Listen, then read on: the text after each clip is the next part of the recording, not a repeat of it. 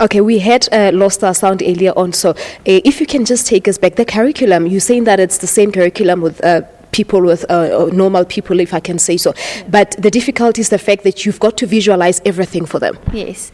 So I can never just explain something by giving them a word, for instance.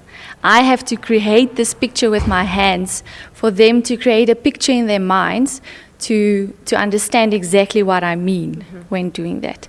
So it basically takes time to get the message through to them, unlike with ordinary children. Yes. And like you can have a sign to describe a concept, but if I give them that sign, they don't necessarily understand immediately, oh, this is what she means. I have to explain the sign that I've just used. So it takes a lot more time, and that's also one of our challenges, is to get through the curriculum. It's not just, give something for self-study. No. You teach every single thing in the curriculum. Yes. But how are the children coping? Are they coping? I hear you talking about the challenges for everything, but are you coping? Yes, I would say it's extremely difficult for them to cope with the pressure of the curriculum. The time allocations, like I said, to get through it, it's restricted to that specific week or lesson or whatever. So they are under a lot of pressure, and many times I feel it's so unfair. If we just could differentiate more, adapt more for them, because they do have the intelligence to acquire this, but to explain it to them properly is a challenge. But what do you think should be done in terms of ensuring that they adopt better? Well, firstly, the Department of Education trained many teachers in sign language last year and the year before, which I would say raised our quality of education to our deaf learners. We make use of the Department of Education, our subject advisors, to assist us in how do we make sure that we teach what we need to teach in a proper way. Yes, and then I would also say we try and get our parents involved. If they don't only hear and see sign language here in school, but they go home and their parents assist in the curriculum and what we teach, that helps us a lot. The issue of resources, are you equipped enough, to be able to carry out what you are expected to do?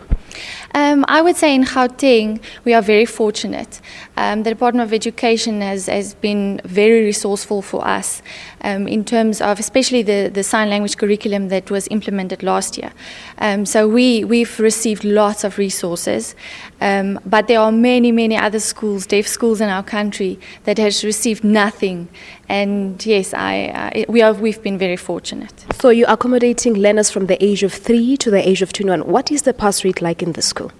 Well, we've had 100% pass rate, matric pass rate, for the last 15 years, I think. So, So you're doing quite well. 100% pass rate for the last 15 years. You're doing quite well. Yes. Yeah. So, but it doesn't come easy. I would say, especially the matric teachers, they are under a lot of pressure because our kids need to write exactly the same paper at the end of matric as any other hearing child in our country.